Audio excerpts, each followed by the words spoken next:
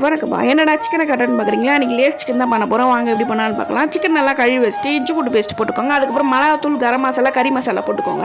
எல்லாத்தையும் போட்டு நல்லா மிக்ஸ் பண்ணிக்கோங்க. உப்பு போட்டுக்கோங்க. உப்பு நான் போடுறதுக்கு மறந்துட்டேன், நீங்கள் உப்பு போட்டுக்கோங்க. அதுக்கப்புறமா என்னென்ன தேவைன்னா மைதா மாவு, முட்டை, தண்ணி இது மூணுமே எடுத்து வச்சுக்கோங்க.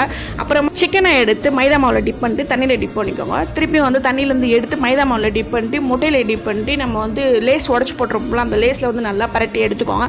அதுக்கப்புறமா ஸ்டவ்வை பற்ற வச்சு மேலே கட்டாயை வச்சு எண்ணெய் ஊற்றிக்கோங்க. எண்ணெய் காஞ்ச உடனே மேலே அதுக்கப்புறம் சிக்கனை போட்டு நல்லா பொரிச்சு எடுத்துருங்க. ரொம்பவே நல்லா வந்திருக்கும். நாங்களும் சாப்பிட்டு பார்த்தோம். ரொம்பவே சூப்பராக கிரிப்ஸியாக செம்மையாக இருந்துச்சு. இன்னொரு டிப்ஸ் என்னென்னா ரசத்தோடு வச்சு சாப்பிடுங்க, அட்டகாசமாக இருக்கும். இதோட உங்களை அடுத்த வீடியோவில் சந்திக்கிறேன். அது வரையும் டாட்டா பாபாய்.